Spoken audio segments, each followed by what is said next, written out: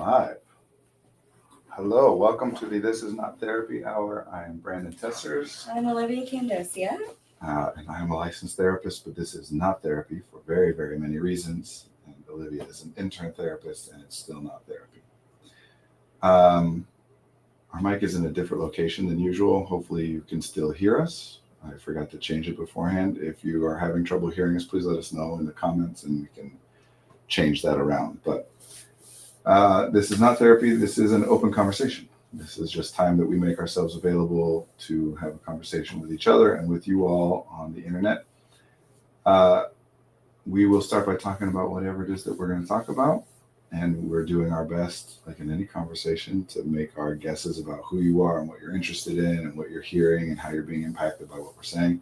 For those of you who are willing and able to participate in the chat, we appreciate that because it gives us a lot more information on which to base those guesses. So we're more likely to be saying things that are of interest and helpful to you all. Please don't hesitate or wait to put things in there, worry about taking us off topic or anything like that. That's not how this works. This is like talking with your friends, right? There's no such thing as, I don't want to take it off topic when you're just sitting around and chatting with people. That can be questions, it can be thoughts, responses, jokes, whatever. We're all here communicating with one another. We work with a private therapy practice called Effective Artistry. Our office is located in Northbrook, Illinois. We do individual, couples, family, and group counseling with people in the state of Illinois and now people in the state of Wisconsin. We also work with a couple executive functioning coaches who can work with people all over the world via the internet. Am I missing anything? That we have this streaming on 3 different platforms: Twitch, YouTube, and Facebook. And we will be reading out comments out loud because if you're on Facebook, you can only read people who are commenting through Facebook, and so on and so forth. Yeah, thank you. Yeah. All right. What's on your mind? What's on my mind? A lot of congestion lately. That's My sneeze didn't come in. It's very frustrating. that is true. You didn't sneeze.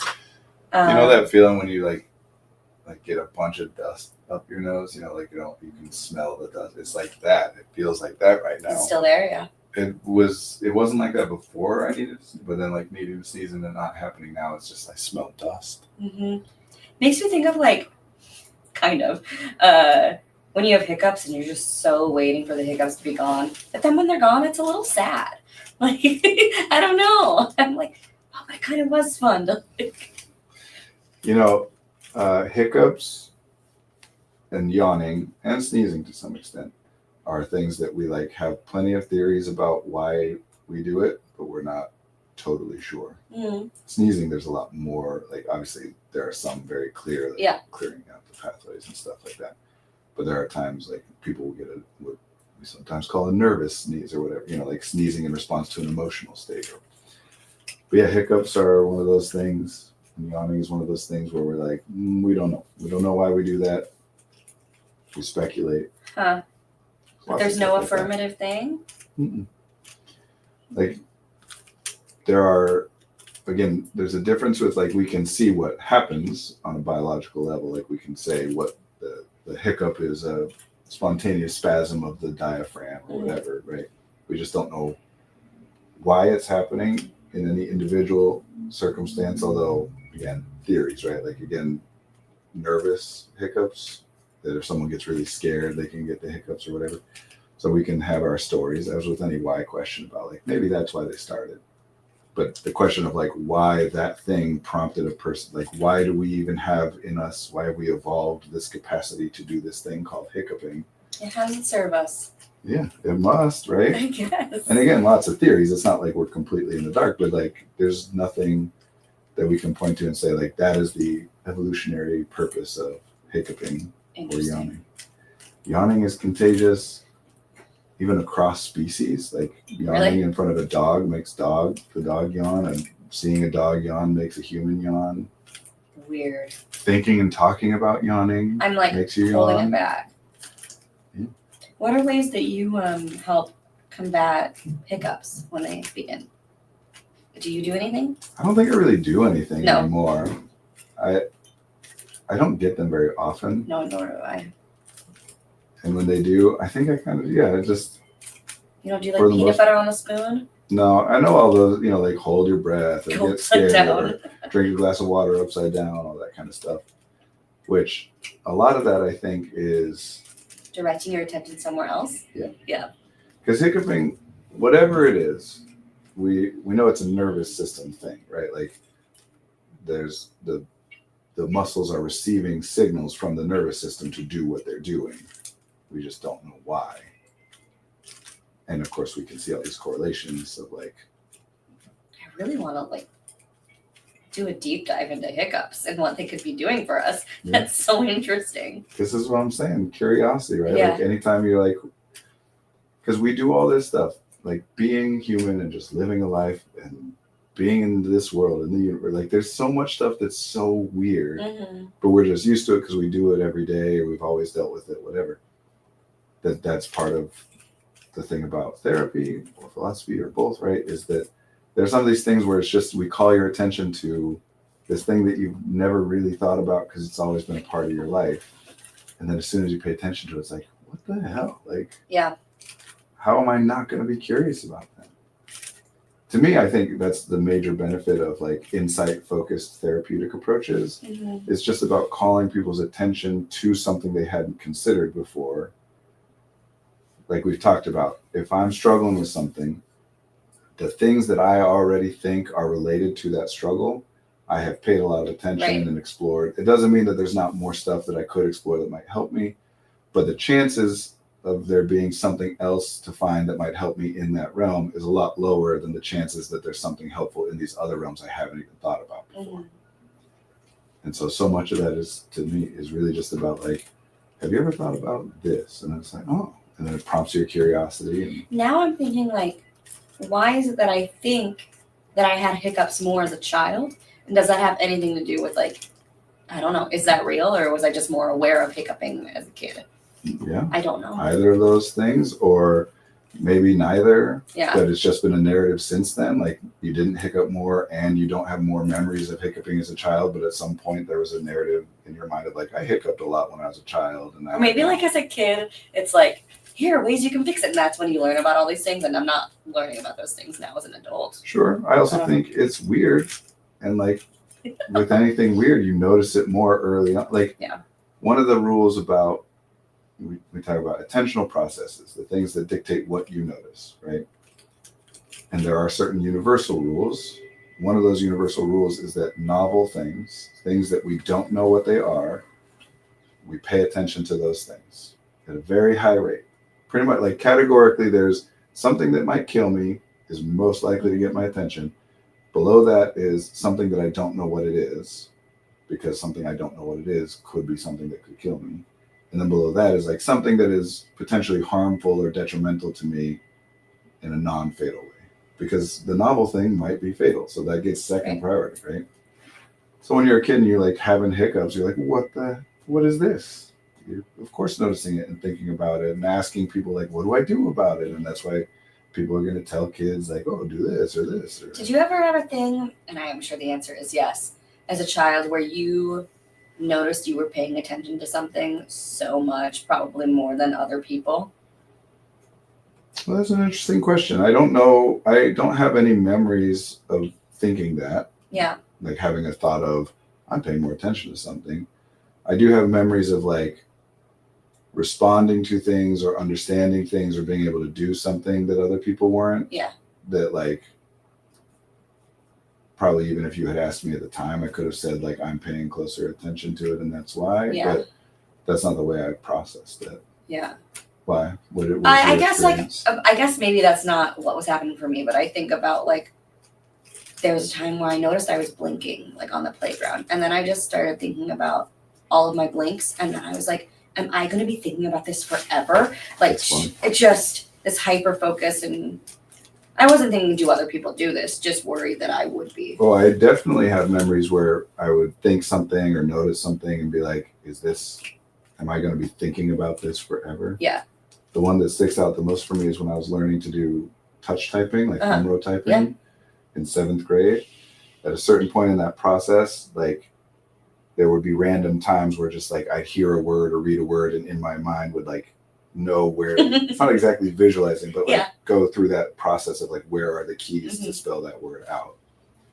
And I got annoyed and was like, is this it? The rest of my life I'm going to just like randomly type keys in my mind? Or the same thing happened, I think we've talked about when I studied acting in college. Like for a little while there, it was like, I can't watch a show or a play without evaluating the acting. Yeah. This can be forever. It still happens as adults. Anytime you have a new thing happen that you don't enjoy and it's internally located or like you're the source of it, new game changer tonight. Yay, good. Very common. I have thoughts though about Game Changer. I would love to hear if you have anything to say. Go ahead. I think Dropout, I think they rely on a parasocial relationship so much. And I think that's great, but sometimes I feel like they're pumping out so much content and sometimes it loses value. Because I'm just like, this is only 2 minutes of a behind the scenes thing. I would have wanted, I don't know. Sometimes I feel like the substance isn't there or I'm not the right audience member. Well, that's interesting. Please. My first thing that I'm interested in is why you connect that to like they rely on a parasocial relationship. I'm thinking that like the content, Game Changer, they're trying very, very hard, but they are also relying a lot on like, you know, these characters, you've seen them before, you know who they are, and I don't know. There's something where like, I don't know, man. Well, what do you mean relying on that? That it's always something to lean back on. So this is one of those things where it sounds like you're talking about some app, because all things that have some kind of following do advertising to that following about the new stuff, and it's going to be like this same. Remember all this stuff you like, right? So there's something you think is missing. I think, okay, I watched this new season of Game Changer, and they're like really cool ideas, which is why I keep coming back. But I also am like sometimes a little tired of seeing the same talent, even though like I have like stories behind them and I've created my mental models of them. I also am like, is this only, I don't know. I can't decide what. What is it that you think is missing that should be there? You're saying they rely on this thing and you don't have a problem with what they're doing. The parasocialization part works on me. It works on me for their D&D games for sure.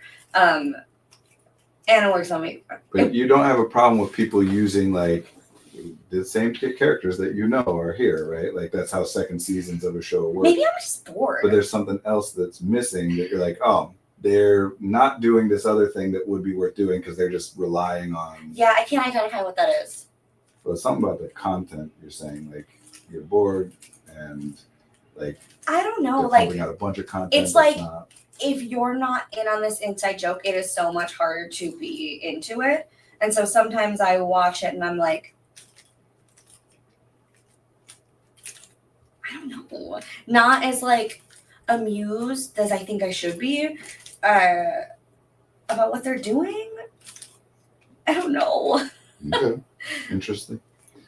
Parasocial relationship is one of those concepts that is, I mean, it's like clockwork. You could set your watch by it. There's like a thing that just happens. It's how things are, and then somebody watches or notices, observes that thing, and is like, interesting. I want to look at that, and then they name it something.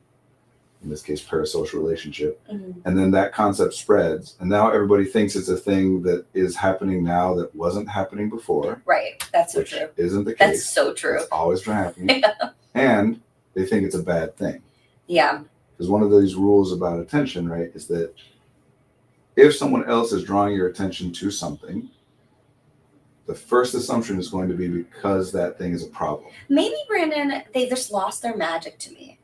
Like now I know them too well and they're not as interesting or intriguing. There's no mystique. And I think like I have talented actor friends who like could be on the show and just be just as interesting. And I'm like, okay, what's so special about this group of people? Or like, do you find your talented actor friends interesting? So being just as interesting as your talented actor friends is not an insult. That's true. The language you're using is very conceptual, very abstract. which isn't a problem. Yeah. Like I was saying, if you're walking down the hall and someone's like, look at your shoes, you're gonna be like, what's wrong? Yeah. Right? Like when someone calls your attention to something in the absence of any information to the contrary, the first assumption, the safest assumption is there's some problem. That's why they're calling your attention. So someone starts talking about parasocial relationships, and then people, of course, are going to be like, oh, that must be bad. That's why we're talking about it. That's a bad thing. Same thing here. Me asking you about what your thoughts are here. Yeah, I'm like thinking it's a bad thing. Interpreting it as though I think there's some problem. I also like don't want to hurt our like followers' feelings if I say something wrong. Like I'm getting like scared. Like I don't know. Just a weird day for me today. Yes, but that's so when I say abstract language, that's not me, and it's something I say a lot. It's not me saying there's something wrong with that language. Right. Abstract just means we've removed it from specifics. We've made it more general so that more things like sure. Maybe they've lost their mystique. Uh-huh. We could take any number of specific observable things and say, does that qualify as having lost their mystique? And yes, it could. Okay. Right? Mm-hmm. So that's why that's abstract, as opposed to like, the episodes are shorter now. Is just a specific. Or too damn long. Happens. Well, sure. But the problem with abstract language, the benefit of it is, I'll say it the way I usually say it. The more general something is, the more abstract something is, the more frequently it applies. Yeah. But the less impact it has in each instance to which it applies. Yeah. I find myself being abstract often. Yes, this is a thing that intelligent people generally do, neurodivergent people generally do. Oh, hi, Dad. No worries. Listen, I'm a huge D&D nerd, and I don't like a lot, like most of Dimension 20. I know what it's like to not get into the thing people are super into. Yeah, then again, there are only like 3 Dimension 20s that I enjoy. The rest, there's a lot.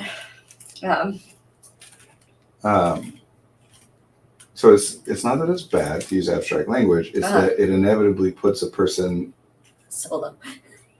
My dad just flew home this morning. I just dropped him off. He's been visiting out here, and he's not with Rex this week. Is what he means by solo. So I'm glad your flight went well and that you're safely landed. Metropolis is incredible, though. Metropolis is incredible. I think I've watched a little bit of that and then like. Is that a Dimension 20 show? Yeah. They've got. Hang on, I want to hear what you were saying, and then I'll talk. Oh, just that. Depending on what you're doing, if you use abstract language, specifically, if there's something that you think you're experiencing, you're thinking or feeling like emotionally, that you think is bad or undesirable or whatever, and you're trying to evaluate that, if you use abstract language, you're just going to feel worse and worse and worse and worse over time. Mm-hmm.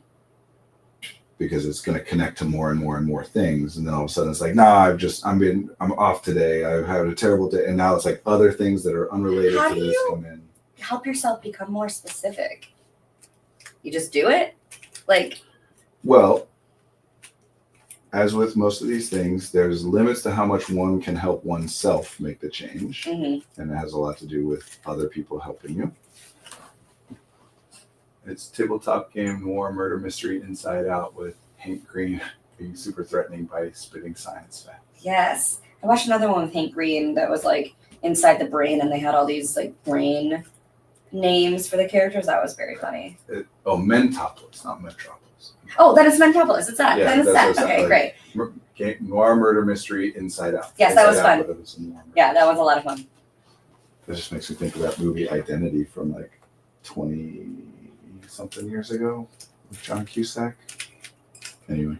It reminds me of the video game Psychonauts, too, where like you're walking through a brain and yes, the fix. Who was the hyperfixation. He plays the fix who's supposed to be hyperfixation. That's funny. Yes. Hyperfixation is another one of those languages, those pieces of language, those concepts that we label something that's always happened and now it feels like it's new. Some people think they focus or hyperfixate and others don't, which is really just a difference of do you know that language or not? Sure. Have you known it long enough to be able to apply it to something you've experienced? And by the naming convention, whenever you're using hyper or hypo, that by definition means too much or too little. So just by the convention by which it was named, hyperfixation or hyperfocus is a bad thing. That the concept of it is saying you are too fixated, too focused on this thing. In reality, is it a bad thing? No. Not any more than any other thing might be, right? That doesn't mean that all instances of it are optimally designed or whatever. But we still think about it that way. What's the emoji? I can't see it from here. Is that a rocket ship? Maybe it says hi. It says hi. With a little toaster. It's hi popping out of a toaster. Anyway, the abstract language thing, intelligence, I know I use this word in a million different ways, and I don't always try to be clear about it, actually. Sometimes I do that on purpose. But intelligence in the sense of like what our culture generally thinks of it as when asked to give like a definition of it, right? When you ask somebody what is intelligence, and they'll be like, it's about like picking up information and adapting to that information quickly, something like that, right? What we're talking about is pattern recognition and data extrapolation and interpolation generally. It's supposed to be a sugar cube. Sorry, I should probably use standard emoji so you can see it better. That's all right. For some reason, I think I might have like zoomed out further than it has been in the past or something, because it's been harder to. Is it typically a penguin that you use? Because that's what I always think There it we go. is. Yeah, I had zoomed out too much. Gotcha. That's why it was harder to read things. Or is it always a toaster? It's always a sugar cube. It's always a sugar. Oh my god, yeah, you literally just read sugar cube. That's so funny.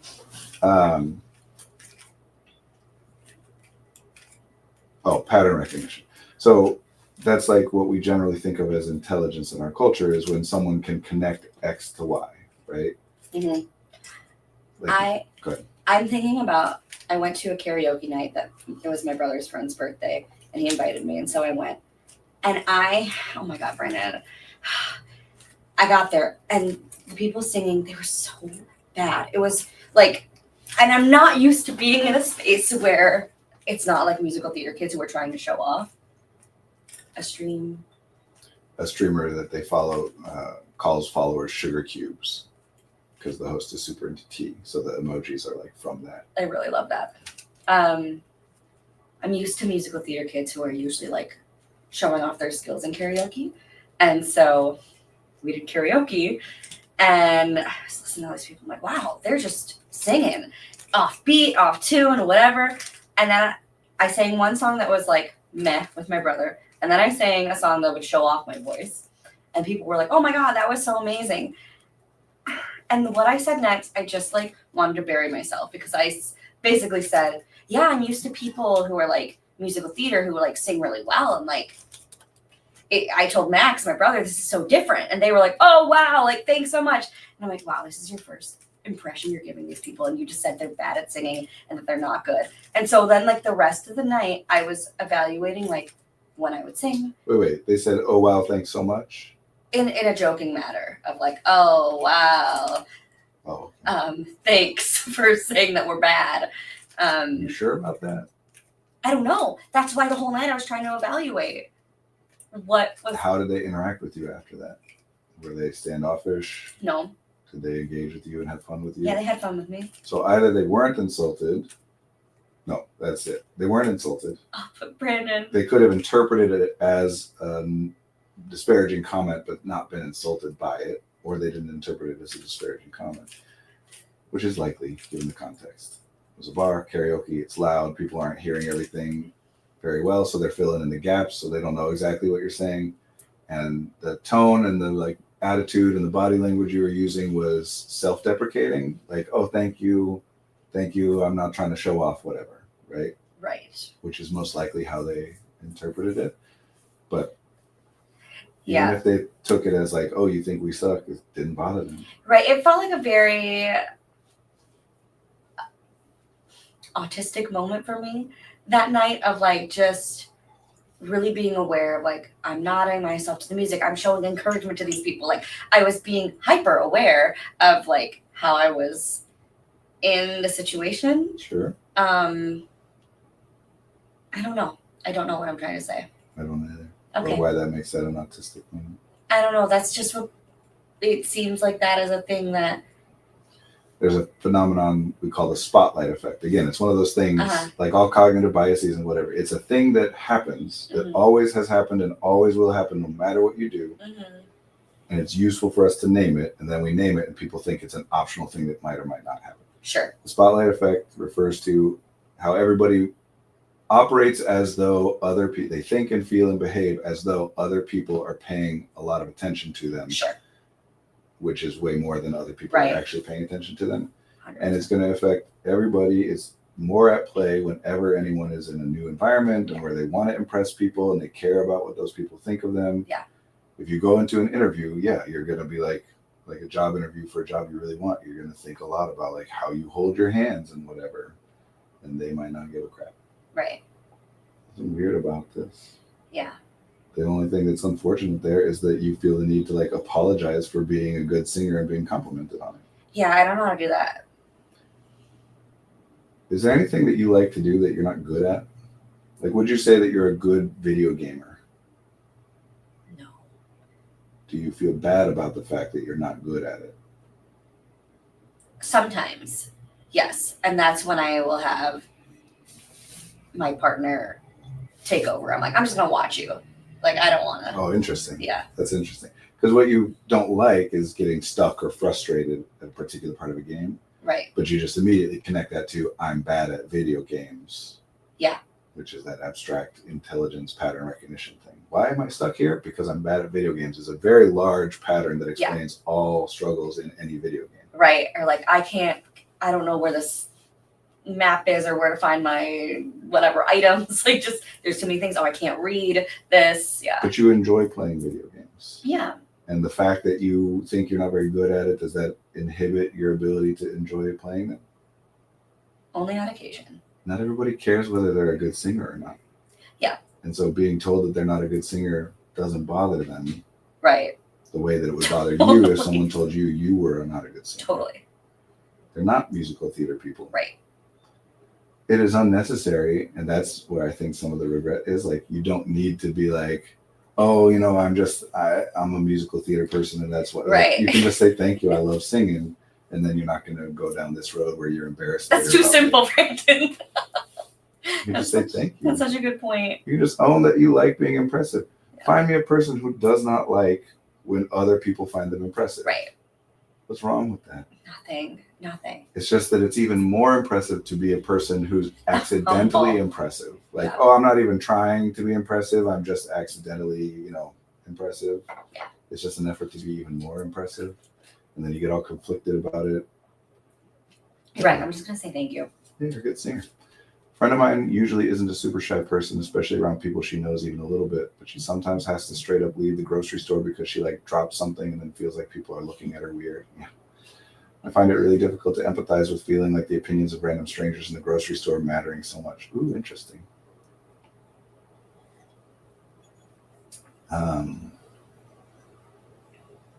Other people's opinions do matter, even random strangers, right? And I'm being exaggerated here. I'm not trying to like give the actual detailed, nuanced specifics of every situation, but just making it clear why humans care so much what other humans think about them is because the thing that is like the most beneficial to humans is other humans. Mhm. And the thing that is the most dangerous in terms of volume of danger is other humans, right? Like lava and tornadoes and whatever are more dangerous to us than other humans, but we don't encounter those very much. We encounter other humans all the time. And as opposed to like trees, which we encounter all the time, but are generally not going to be dangerous. Like other humans can flip between being like the most helpful and beneficial thing in your life to like literally can kill you, right? So we care what other people think. Now, the opinions of random strangers in the grocery store, meaning like, do they think I'm a fool? Does that matter? No, it doesn't. But being able to intellectually understand that is a very different thing than like what the experience of it is when you're like, oh, I just displayed vulnerability, potentially like angered people or caused a problem and I don't know how to solve it and I don't know what to do. Like sure I can intellectually understand we evolved to not want to have the group turn against us. It just feels pretty outsized. Well, sure. But as our like, I want to be careful about how I say it. As are almost all fears and anxieties that pretty much everyone in our culture has are outsized. That's just kind of gonna happen because for the most part, we are all like not worried about where we're gonna find food before starving to death. And not worried about whether an unanticipated change in the weather is going to kill us due to a lack of exposure or due to exposure or a lack of preparation. Like the things that we evolved in order to like consider, be aware of, respond to, worry about, whatever, we've like largely in this culture solved those problems, if that makes sense. So by definition, whatever next set of problems we go on to think about and worry about and whatever is going to be not as impactful as those problems, or we would have started with these new ones, right? It's Maslow's hierarchy of needs. You solve the biggest, most universal, basic problems first, and then you go up to the next set of problems. That's the key with the hierarchy of needs. It's not like, again, it's not something that it's like some revealing whatever. It's just an observation of what people do, what people experience, and then labeling it in a way that is useful, not creating something new or saying what you should aim for. That you don't really worry about being embarrassed in front of people if you're starving to death, right? Like you'll eat out of the garbage no matter how embarrassing it is if you are going to starve to death. But as you solve those problems and move to the next layer, it's just, these are problems. Being depressed, being anxious, all of these things require a level of self-awareness. And I don't mean self-awareness in the sense people generally mean like, I understand why I do the things I do and whatever. I mean, literally being aware of your own experience. That I think it would be safe to say that a person who is starving to death is experiencing all of the criteria of what depression is, except for how much attention they are paying to how sad they are. Because they're paying attention to other things, right? Really? What do you mean? I just assume that people who are like trying to survive are also thinking about being sad, that they're trying to survive. You ever like been driving and had like another car like swerve, or something happens unexpectedly on the road, and from the moment that you first notice that happening until the moment when it is resolved and you are past it, are you thinking about or aware of your own emotional state at all? No. And afterwards, even, especially depending on like how close it was or whatever, you might for the rest of that day or for several days not be aware of your own emotional state, other than like, I keep thinking about that thing that happened. No, things that are fatal get our attention first. Yeah. Paying attention to one's own emotional state is a luxury that you cannot afford when you are starving to death or when you are running from a predator. Yeah. Right? Like, weird. This isn't to downplay, and that's why I'm trying to be careful about these. This isn't to downplay these experiences. They are valid. They are awful. They're exactly what they are. What I am saying does not change anything about what they are or mean that they shouldn't be an issue or anything like that. And a person who's depressed to the point of like, I can't get myself out of bed, can't get myself to brush my teeth, whatever. If the corner of their room catches on fire, they will get out of bed and leave that room. Right? So they're all outsized. That doesn't mean that your friend's experience is like totally logical. The point is that none of us are thinking about things in totally logical ways all the time. One of the funny things to me is phobias. Like we talk about those as a culture a lot. By definition, a phobia is an irrational fear, right? Like nobody wants to be bitten. If there's a rattlesnake on the ground in front of you, everybody's afraid of that because you could die. No one says that's a phobia of snakes. Mm-hmm. But when there's a little garden snake that can't hurt you and you're reacting as though it is a rattlesnake that could kill you, that we say is a phobia because it's an irrational fear. All of these things are outside. That's the point. We have purchased that for ourselves as a species and as individuals. We solve problems and then we move on to the next ones because that's what we do. We're so adaptive. Well, yeah.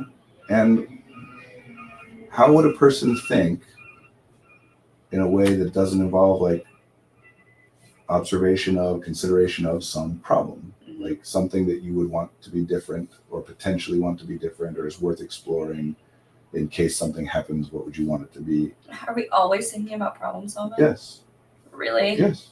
That's what thinking is. What else would it be? I don't know, Brandon. I just don't like that. See, but I get that, and I'm knowingly saying these things, even knowing that it's likely to evoke that response, because it's an example, it's evidence of what I've been talking about, is that we as a group of people, we as a culture, as individuals in this culture, are very, very disproportionately focused on the pleasantness or lack of pleasantness of our own internal experience. Whether we are enjoying the thoughts that we're thinking or enjoying the emotions we're having, we are now treating that as though that's good and healthy, is to have thoughts and emotions that you enjoy having, and having thoughts and emotions that you don't enjoy having is bad or unhealthy. Has it always been that way? Is what always been that way. That's how we view thoughts and feelings. It's like Oh, no, not at all. No. Again, I mean, well, I guess it depends on what you mean by always, because obviously not always, because like, early humans don't even have concepts of this stuff, much less like the time to sit around and think about it. I just can't imagine like people sitting under the stars and not thinking about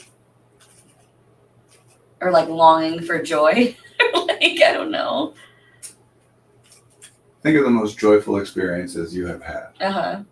In those moments, how much have you been aware of your own internal experience? Like paying attention to your thoughts and feelings? I don't know how to answer that. Can you think of any experience where it was like, oh, this is super enjoyable and all I'm doing is I'm like in my own head thinking about stuff? No. No, I guess not. Thinking is not required in order to experience joy. In fact, thinking generally gets in the way of experiencing joy. There are examples, there are times you can come up with where it's like the paying attention to my own thoughts and feelings was the preferable alternative to paying attention to what was going on in the actual physical environment at the time. But that doesn't mean that those are the most enjoyable experiences. That's just like less unenjoyable, less painful than paying attention to what's really going on, right? Which is one of the ways we get this idea of escapism or distraction or whatever. Right. Is that it is true that there are times where it's like if you are sick in bed, just miserable with a fever and the chills and the whatever, yeah, I'd rather be paying attention to a show that I'm watching than just sitting there with nothing to think about except for how bad my body feels right now, right? Yeah. So generally, if we're talking about something that like you've explored, can I get out of this or change this, and there's not really anything you can do about it, then at that point it's like, well, let's just think about something else, right? Obviously, there are more traumatic and terrible examples of this kind of thing. But thinking is not an enjoyable experience. No, it's not. I'm thinking, I just heard a sound by my ear, and I'm like, what the fuck is that? And it was my earring dangling back and forth. And these are not mine, these are from Caitlin, so I've never worn them before. I'm like, what the hell is that? And now I'm like, it's all I'm thinking about. Like, this is so annoying. Yeah, so did like early humans sitting under the stars feel anger? Sure. Uh-huh. Presumably. What I'm talking about is, did they respond to that feeling of anger by saying like, I'm angry and that's bad, what's wrong with me? This is not how my life should be. I should not feel anger. It's so weird. Or do they just Be angry. feel things and respond to things? Again, it's not that it is bad to then intellectually or consciously try to modify how we respond to things. But to some extent, this is like if someone were to say that feeling physical pain is a bad and unhealthy thing. And so I'm trying to get myself not to feel physical pain. And when I do, I'm like, damn, what's wrong with me? I did it again. Instead of being like, what the hell just happened that caused me this pain? These are important things. It's important that we feel them. I was thinking that if you feel pain in your hand, then like I should know. You weren't saying like knowing the cause of it is what you should do. I'm thinking about like sometimes we don't need to know why things are happening. I don't know if that makes sense. I'm not, well, if you're a Vulcan.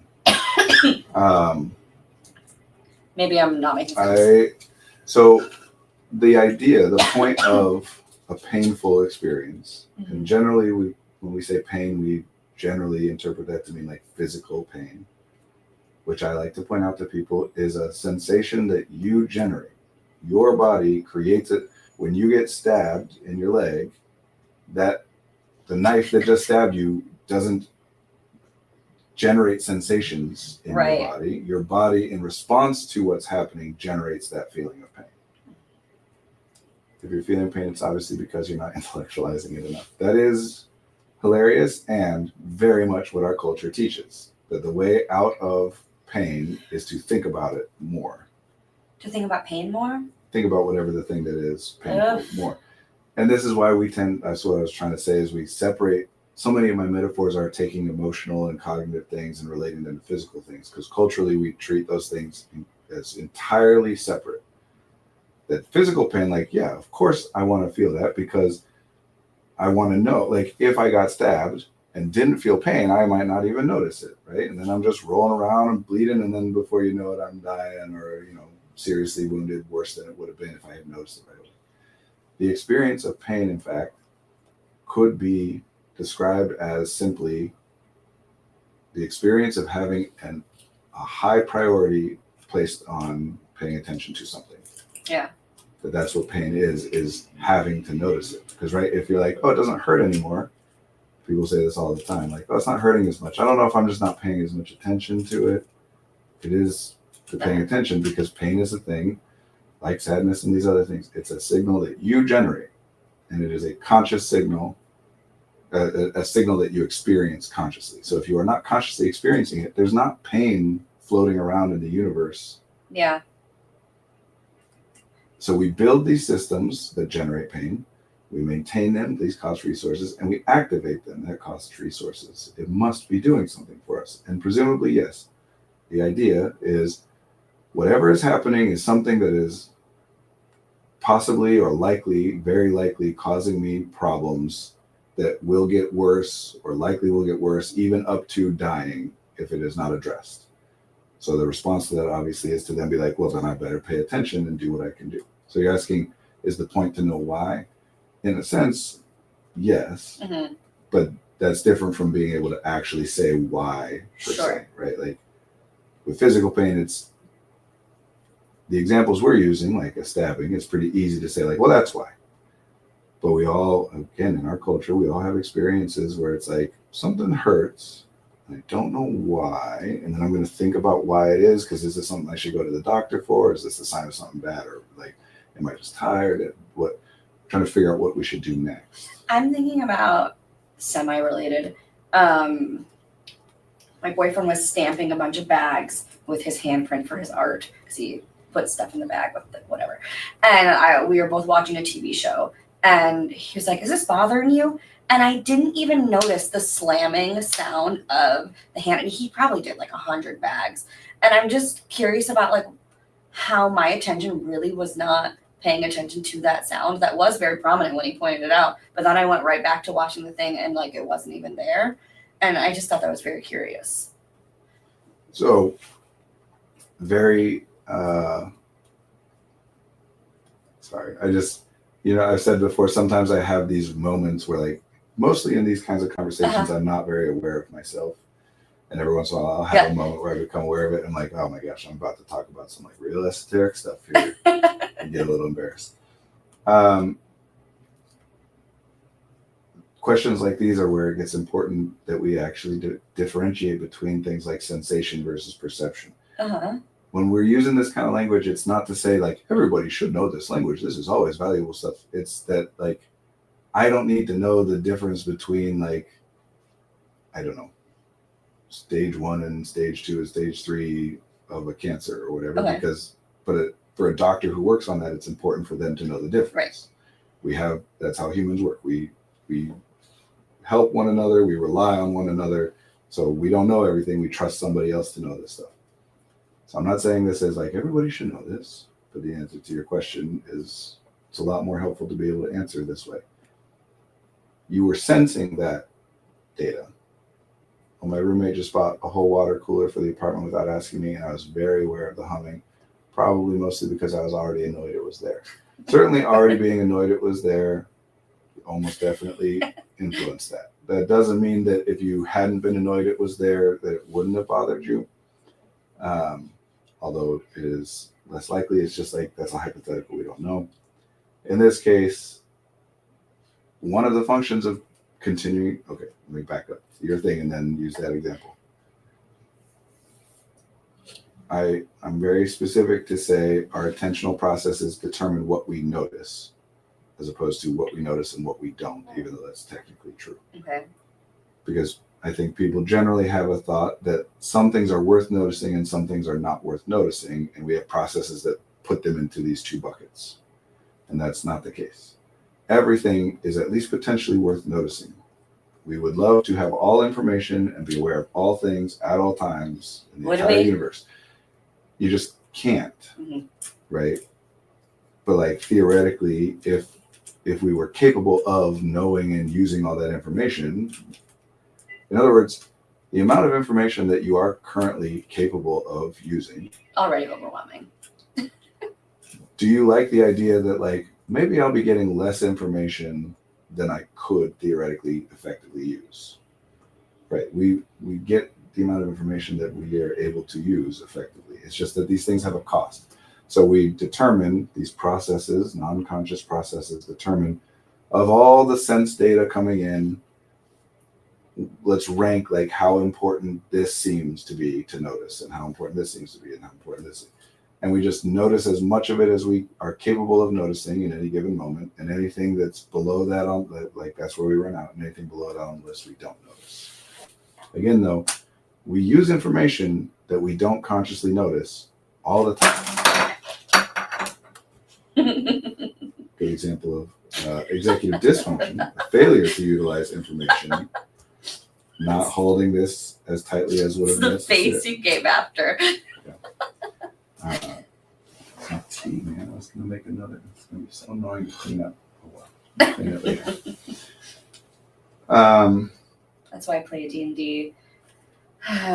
So I can go ahead. No, go ahead. That's why I play D&D, so I can take the vigilant feat, keen mind feat, and expertise and insight, and never miss or forget anything ever again. And I love that. And it's hilarious because, of course, the point of taking those feats is so that your character never misses anything, because you, like, the keen mind feat is one. I'm not up to date on the new, 5.5 kind of pseudo, 2024 D&D, whatever. So this might have changed. But the keen mind feat before was like, you have a perfect recall. And so part of the point of taking that feat is that if the DM is like, you see this person, blah, blah, blah, explain it, and then you, the player, don't take a note on that or remember that, and it seems like it's relevant later, you can just ask the DM again, like, what was it? Because remember, my character would remember. Right. So the point of taking it so that you don't have to remember stuff.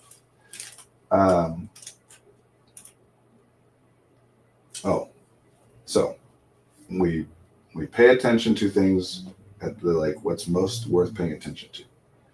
And then any way we would separate out paying attention to the TV show versus paying attention to what my boyfriend is doing, that's our way of conceptualizing things into buckets. That's not observable detail.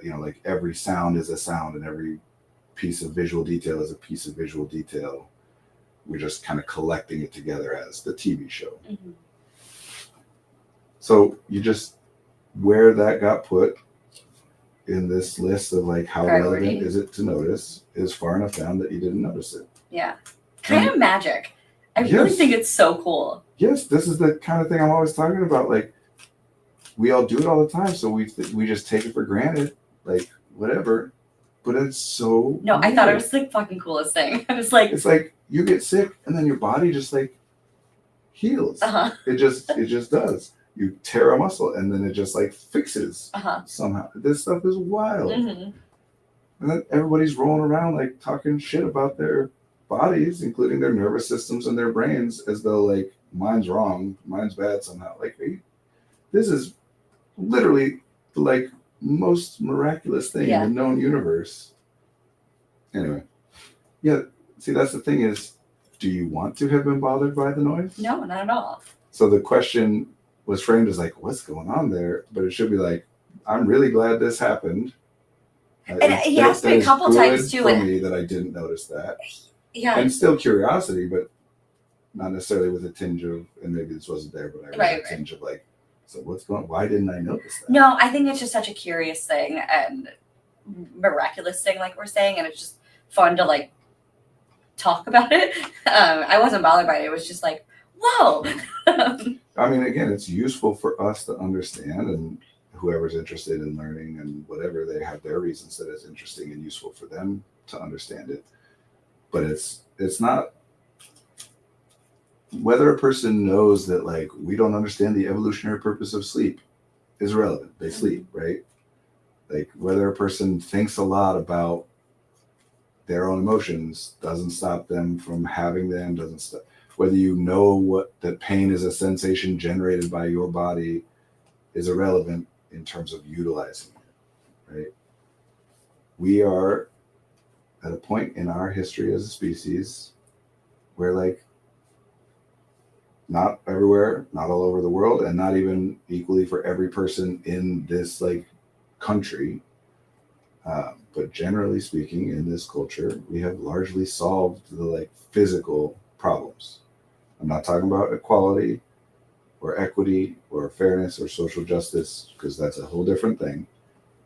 And obviously there are like unhoused people and people who starve and whatever, but that is the minority of the population at this point, where it used to be not that long ago that the major activity of every human being's life is making sure you have enough food and enough protection from the weather to not die.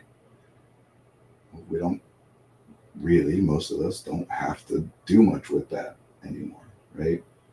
To the extent that we do, it's now through this new intermediary of money, which again is useful. Not there's a whole bunch of bad stuff happening related to money, and but it is useful to have some universal artifact to represent like the exchange of value, bartering, services, etc., whatever.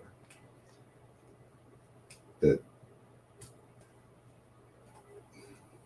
yeah, we're thinking about different things that I can't say are less important, but less urgent, right?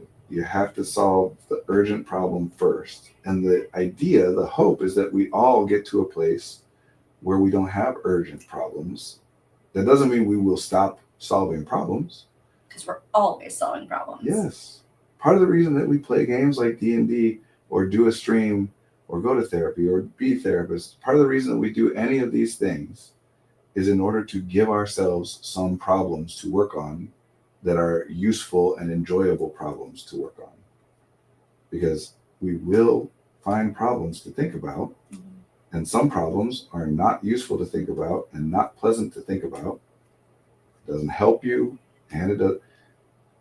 Whatever you're thinking about should either be helpful or enjoyable. I think all enjoyable things are helpful in some way. How does one determine what's helpful? Well, that's what we're all trying to do our best to figure out, right?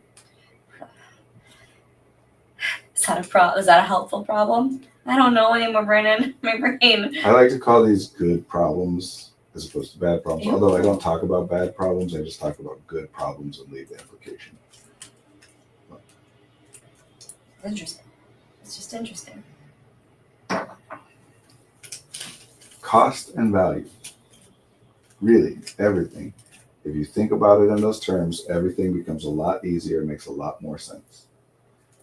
Does that mean I need to turn going to the grocery store into a D&D game for my friend? Because I can do that. If you did that, presuming that your friend enjoys D&D, which I assume they do, or I want this to happen. then yes, it likely would help them. I mean, we call this gamification, and it is a thing that, like, again, has always happened. There's never been a time that we could say, like, nobody turned anything into a game for children. You know, like, Right. I'm already there. Well, there you go.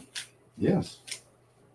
What is that then like? That doesn't mean it will prevent that outcome from happening, but it will be more enjoyable for them to do if they think of it as a game, and more likely that it will be something that they get through without having some significantly unpleasant experiences.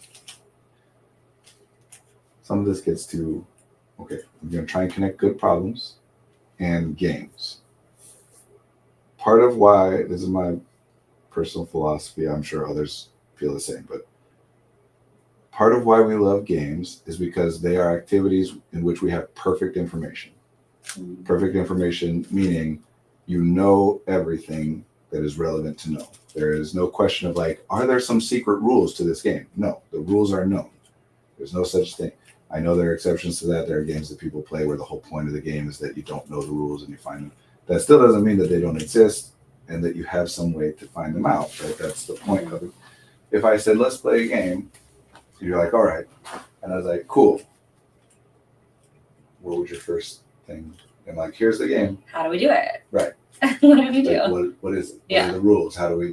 What is the thing you're trying to accomplish? Like, what are the mechanisms we have to be able to utilize in order to try and accomplish that? Okay, hang on. Now I want to talk about why is it such a thing, myself included, for people to be like, oh man, when someone starts talking about the rules of a game, I just like can't process it. I'm not thinking about it. I'm going to ask them like 50 times. Like, what is happening there, Brandon? And why is that such a thing we're hyper focused on?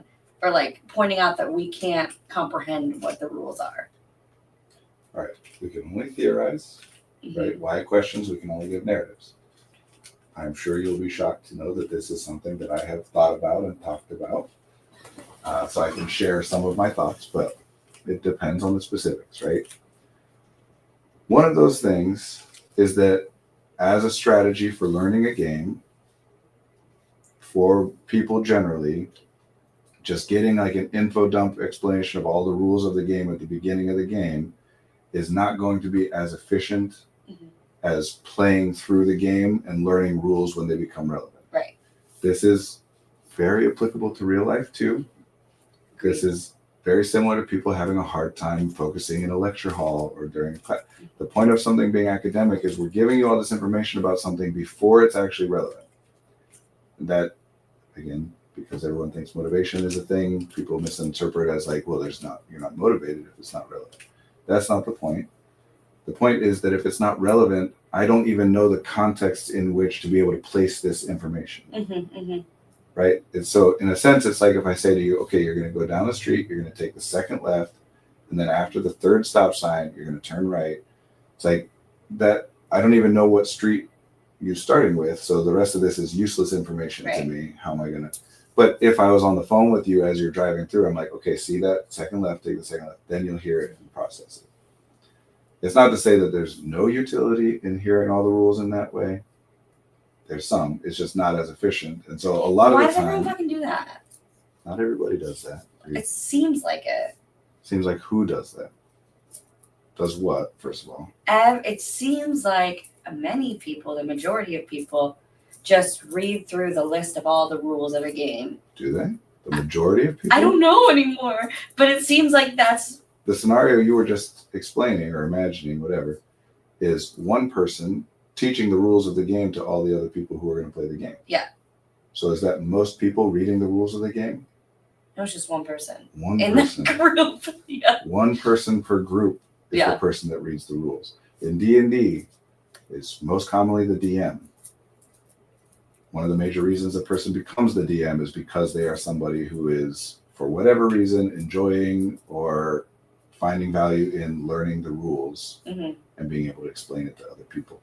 A major part of the role of the DM is to be a walking encyclopedia about the rules, so that when a player's like, "Can I do this?" you could say, "Okay, this is how it would work," or at the very least, be able to say, "That would be this. Let me look up how that would go," and you know where to reference and whatever. Mm-hmm. And if you can't do either of those things, then we also endow that person with the power to be like, "So I'm just going to make up something." Right. Presumably because I have enough of an understanding of the rule set as a whole and the overarching narratives and mechanics that we're dealing with, that what I come up with is worth, like, as opposed to anybody else. I don't have an individual player or character at stake here to favor, whatever. Mm-hmm.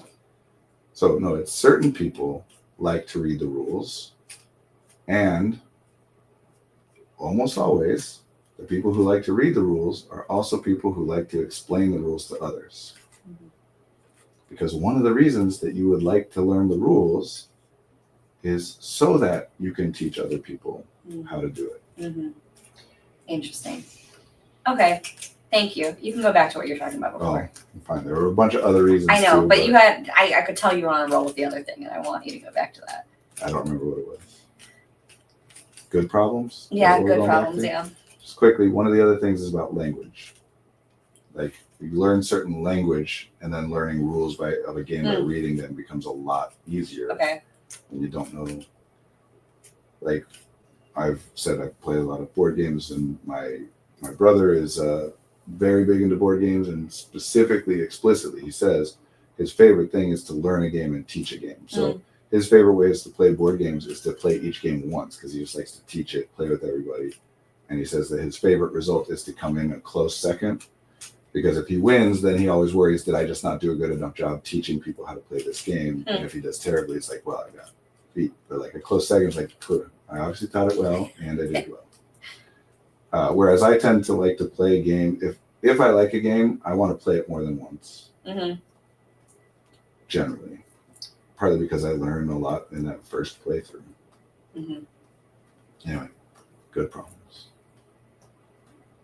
All we're trying to talk about here, this is just a simple way of saying, like, we're trying to identify what problems are worth paying attention to as best we can. As with all this stuff, presumably that is happening at an optimal or near optimal level without conscious interference at all. Whatever you're thinking about, there's reasons you're thinking about it. There are processes that play into why you are thinking about that thing as opposed to any other thing. But there are times, as with this is the point of cognition, that there are times that we do something and there's theoretically reasons behind it, but we can intellectually identify a better option, a way to improve on that. And so this idea of good problems is just one version of that, one way to say, like, is the thing that I am focused on a good problem? Meaning worth me spending this cost. The cost of, remember, pleasant and unpleasant doesn't determine helpful or unhelpful. Mm-hmm. It's not meaningless. Mm-hmm. It matters because it's part of the cost that you're paying, right? Mm-hmm. If I enjoy doing a Rubik's Cube, then the cost of physically holding the cube and moving the pieces and whatever is part of what I am doing in order to do this. But if I enjoy it, I'm unlikely to be aware of the cost of using my muscles in that way, right? In fact, enjoyable things are very dangerous in this way because I can do that.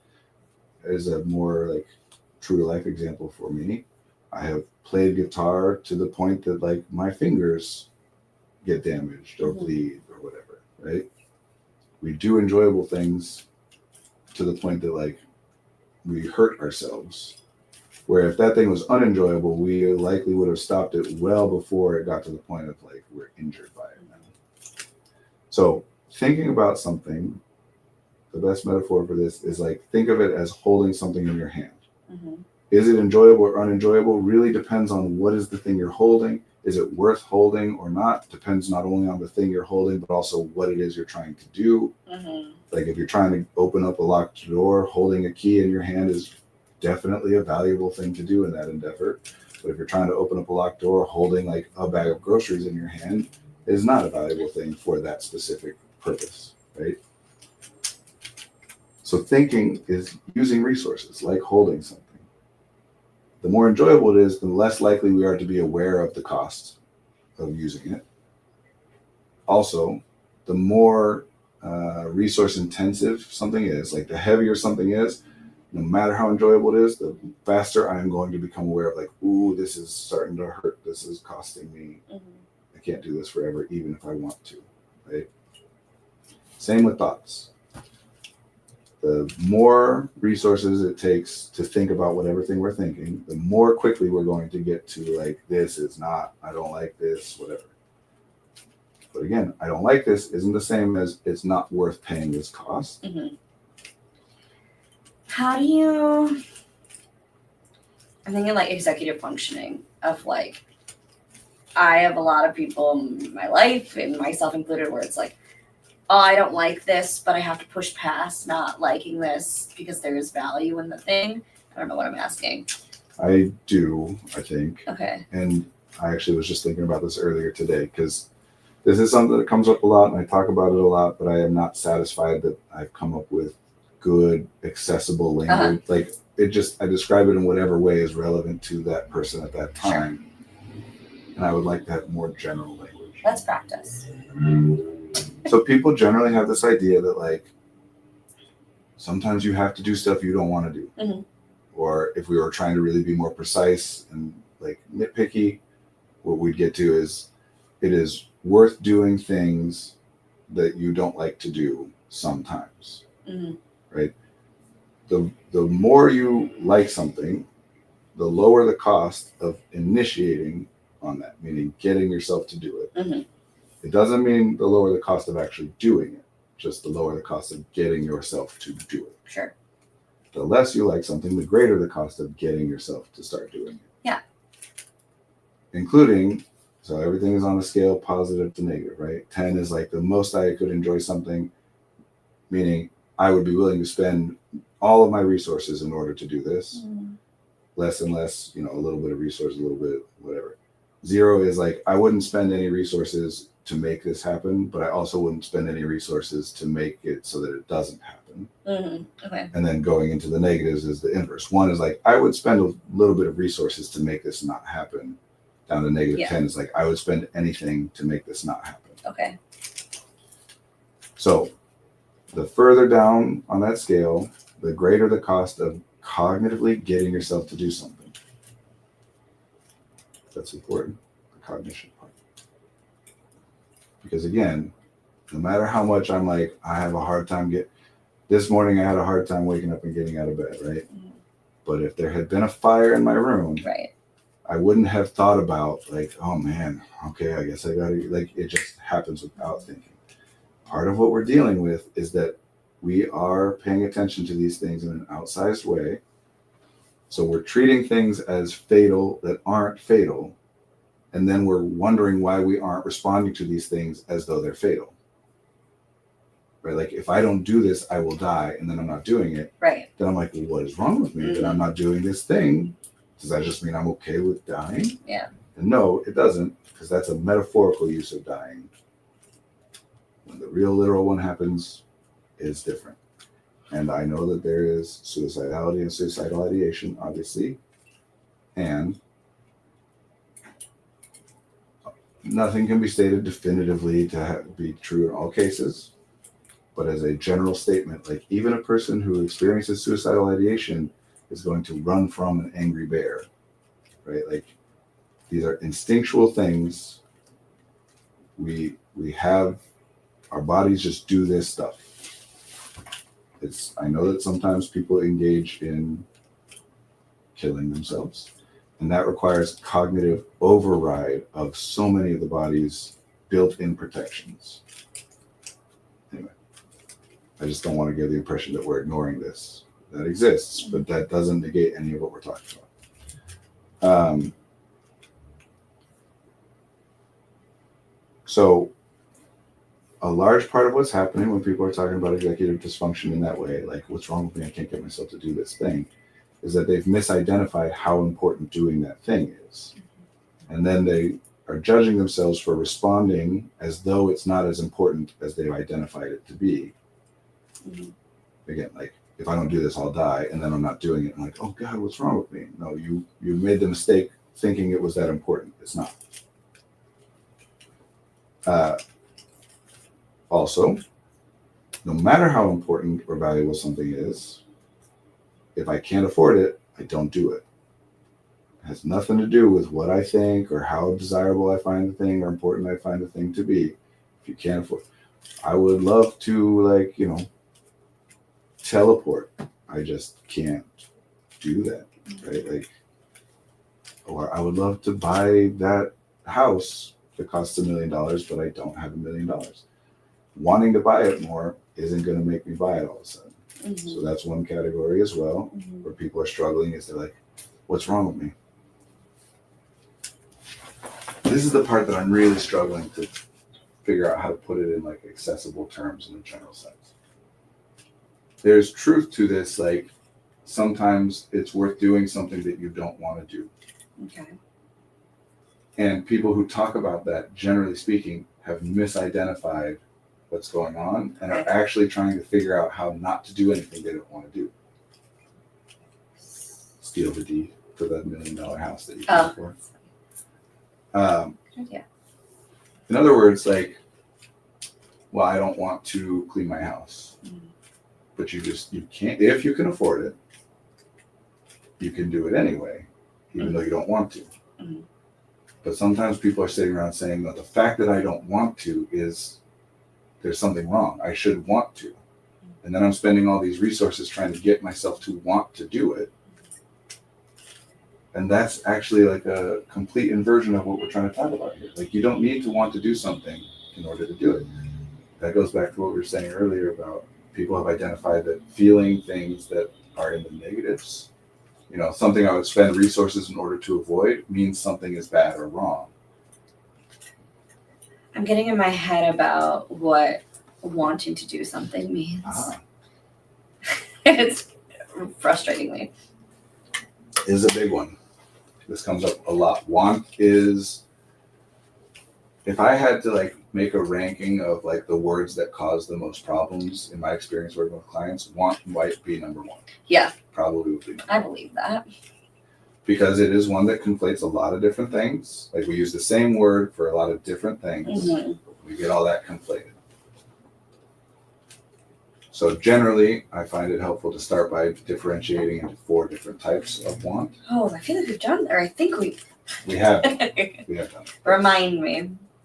What I generally do with people is impulse, desire, intention, and volition, which I then define. It's not about dictionary definitions. I'm giving people these pieces of language to be able to see and interact with different things differently. Mm-hmm. Desire is, I think that it will be pleasant or enjoyable if that thing happens, right? So I want to eat that cake is desire. I think it will be enjoyable if I eat that cake. It might turn out that it isn't enjoyable, but Right. that's one version of what we mean by want is I believe I will enjoy it. Okay. Volition is I think it will be valuable. Not necessarily enjoyable, could or not, it's irrelevant. It's just I think it will be valuable. So I want to get my homework done. We're talking about volition. I think it would be useful to me, beneficial, valuable if I do this thing. In that case, we are not talking about desire where it's I think I will enjoy doing the homework. Although we do sometimes get this twisted and say, but I'll enjoy being done with it. So no, I do I say to people you don't like doing your homework. No, I do like it. When I get that done, it feels so good. No, that's called negative reinforcement. When you are experiencing something and then you're no longer experiencing it and you like that means you don't like experiencing the thing. Mm-hmm. You don't like doing your homework. You like having it done. Mm-hmm.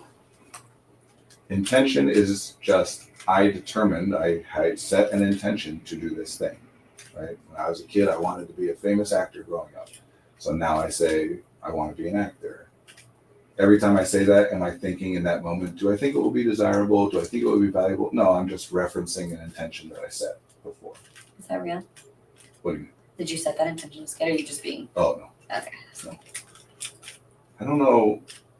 The only intention I can remember ever having set in terms of career was wanting to be a writer. Mm-hmm. I've had plenty of thoughts about maybe it'd be fun to do that or that might be interesting, whatever. But that's the only thing I was ever I want to do. I'm going to be a writer. And then impulse is your body is organized in the way in which it must be organized in order to act on the thing. Like in the moment before you stand up, Mm-hmm. your body has to be organized. Like right now, this is not the moment before standing up. Because before I stand up, I'll have both my feet on the floor and whatever, right? In the moment before the electrical signal traveling on the nerves reaches the muscle and tells it to contract, that signal is in the nerve on the way there, right? In the moment before that, it's so impulse is like my body is literally prepared or on the process of being ready to do this thing. Mm-hmm. So that's sometimes what we mean by want. I want to just lay here. It's like that's what my body is suggesting. Like that's what my body's organized for. Mm-hmm. There's others, but generally I find those four are the good ones, the most likely to be useful to start Want, desire, impulse, volition. with. Desire, impulse, volition, intention. You said want. Oh yeah, oops. Intention. What's intention again? I just set this intention at some point in the past, and now I'm just referencing that. Like, I really want to get the lawn mowed today. We could say that that's volition. I think it will be valuable, but like it would also be valuable to do tomorrow or whatever. You know, wanting to get it done today is like I intended to do this thing. Not always. It could just be volition. So anyway, that's this, right? Like that's why it's important to split into cost and value, because otherwise it's like, I want to do my homework. Do you? Well, no, I don't want to do my homework. And people are stuck. Like, I want to do it, but I don't want to do it. Would you lie with me? But if I just lay here, would you lie with me and just forget the world? I was trying to put together the tune and I couldn't until the very end. There's nothing that you could say I or anybody wants all the elements of it if you're using want in just one of those ways. That, like thinking of a song lyric, and I don't think I ever listened to my impulse of actually wanting to like say the song lyric that someone said because they might not know the song. But I noticed that happens a lot where I'm like, oh, that's making me think of a quote from a show or like a movie or a lyric, and I don't ever say anything. But oh, it's in me. All right. How is intention different from volition? Uh-huh. Volition means I think it would be valuable to do. Intention just means I have decided I would do it. I set an intention to do it. Oftentimes, the reason I set an intention to do something is because I think it would be valuable to do. We're just naming the experience, right? Like, it's kind of like saying, how is being cold different from being frozen? They're like, if you are cold enough for long enough, you get frozen, yeah. But you can be frozen in a warm environment, right? You would still be cold, but so volition can lead me to set an intention, but volition means I am thinking about that it would be valuable to do. Volition is, I use that word for a reason, and I don't know if it's worth going into all that right now, but of the four of those that we identified, volition is the one that is always conscious. That's valuable. There's no such thing as like, I think it would be valuable without thinking, without having had any thoughts about it being valuable. I think that if something's desirable, that is valuable. I agree. One of my favorite things in the world is I have a friend I talk with a lot, and we both kind of just accept that anything we say could set the other person off seeing something. Yeah, the thing you said was that you sometimes listen, you let yourself listen to that impulse. This is one of those things that comes up all the time in our culture where we prioritize consciousness, cognition.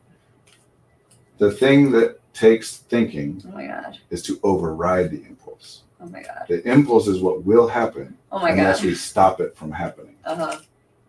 So if you are not listening to an impulse, what that means is you are actively quashing or overriding that impulse. Mm-hmm. If you are listening, which is framed as an active thing, just do it. I'm listening to it. That means you're just allowing it to happen. The vast majority of the time, including right now, the vast majority of what you are doing, let me say that differently. At all times, the vast majority of what you are doing is the result of impulse. Yeah. If you don't consciously override your impulse to breathe, you breathe. if you don't consciously override your impulse to tense the muscles required to stay in a like certain posture or position, then you do that, right? Like if your muscles weren't doing anything, you'd flop over. That's all happening without thinking at all. Impulse happens without thought. Thought is what allows us to override the impulse. My friend is a big Sondheim fan, and most Sondheim I know is just him repeating those lines to me over Fair and over. enough. Yeah. That might be the way most people know most of the Sondheim that they know, honestly. Of all the people who know any Sondheim. I almost just started singing Gershwin instead, but that's not the same thing. Sorry, you're also visibly very tired, or it seems like. Oh yeah, I forgot to take my medicine this morning, so I'm like in this. And that's okay. Yeah. Again, if we talk about it in physical terms, everybody knows this, nobody argues, right? That if we're saying, how does someone become like the best gymnast in the world, is to consciously practice and drill things, make themselves do things so that later on they don't think and it just happens without thought. Mm-hmm.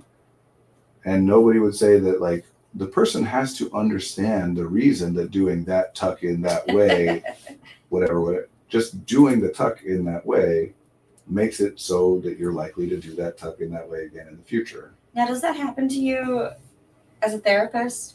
Because you say you don't think at all when the sessions are happening. You're just going. Yeah.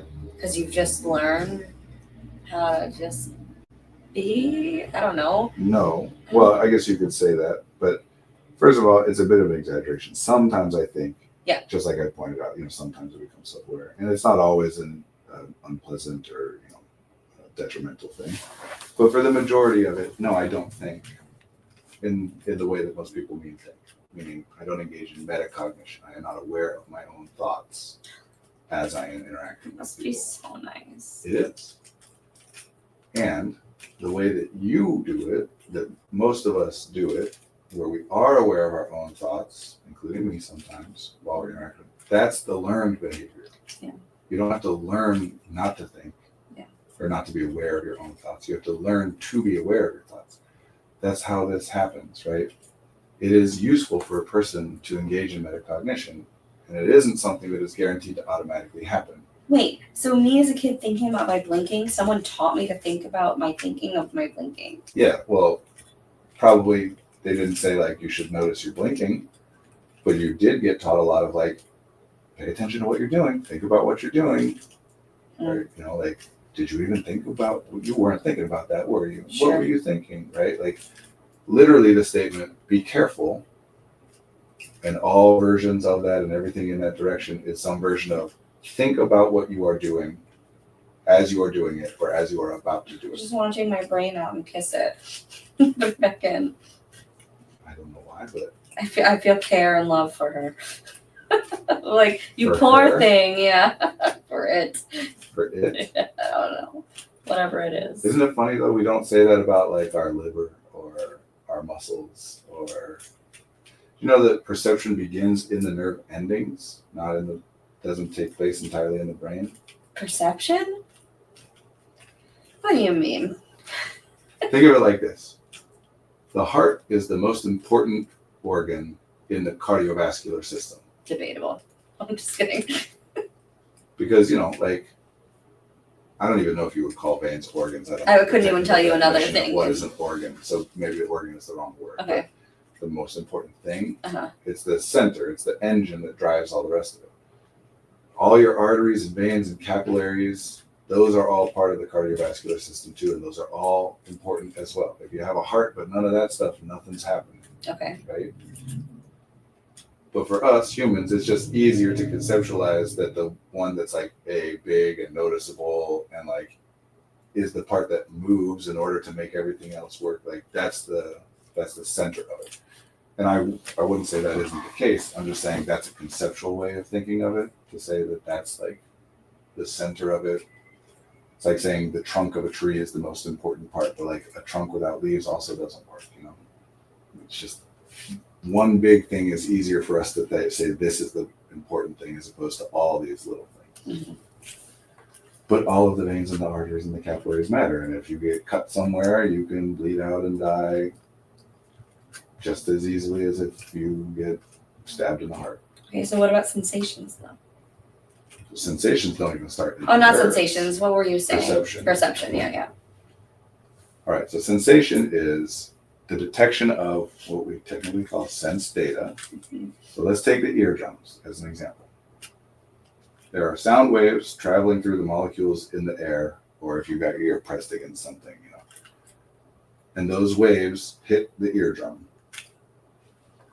The sound that you hear when you're aware of a sound is not the same as the sound wave, Okay. because the brain has no way to detect a sound wave. The eardrum detects that. And then through a process that I couldn't like explicitly break down piece by piece, and maybe others can, or maybe we can't, I don't know. But the sound wave is a physical thing. On the other end of what we call the sense organ, the ear in this case, is the nerve, the auditory nerve in this case. So a physical thing connects to the sense organ. And then on the other end, the sense organ generates an electrical signal that goes along the nerves. So when we say perception begins in the nerve endings, what we mean is some level of categorization or abstract representation takes place starting at the physical sense data being turned into Mm-hmm. some nervous system interpretable signal. Mm-hmm. We can say, you could say, well, the brain is the thing that does the interpreting of that signal into a conscious thought, although you can't actually say that. But you could make that argument if you wanted to, but that still doesn't leave out, like, there's some, take this part out of it, have a fully functioning ear but without an auditory nerve just connected to it. Hell, have a fully functional auditory nerve that just cut, and separated it so it's not touching the ear. You're still not hearing anything, right? All these parts are necessary. The brain is like, the best metaphor I think is to say that it's like the control station, but that doesn't mean it generates all this stuff on its Right. own. Okay, fine. I'd like to kiss my whole body, Brandon. Cool. People talk about being grateful for your body. Although, isn't it funny though? Again, none of this is me saying what you're doing is wrong or bad, even though you're responding that way jokingly, but also. Mm-hmm. But isn't it funny we say my body as opposed to me, right? What's the me then? I don't know. Yeah. Do you? Well, I know what people are referring to. Consciousness. That's me. When I say me and I and whatever, I'm talking about like the aware, the thing that observes and thinks and is aware and feels and whatever. Well, you can't kiss that. Well, sure, but also because it's you. What is you? Well, that's, I guess, a fair question, because you could argue that your body is also you. Mm-hmm. I'm just saying, that's why I say I can't say what is you or what is me. I can say what people mean by it. Right. And that's why we say my body. Because philosophically, we're getting real esoteric. What else is new? This is in philosophy called dualism, which is the awareness that I am two different things, at least, which is an inherent thing. People will sometimes, in fact, I heard reports that like these days, college kids, when they're philosophy professors talking about dualism, they're like, I don't understand. I've never had this experience. Nonsense. That's just a language thing. They're just explaining it in a way that isn't resonant. But all people know that there are at least two things. Wait, I'm curious, what are they hearing, you think, or what language is being used where they're like, I've never experienced this? I don't know. I could make guesses. Can you please?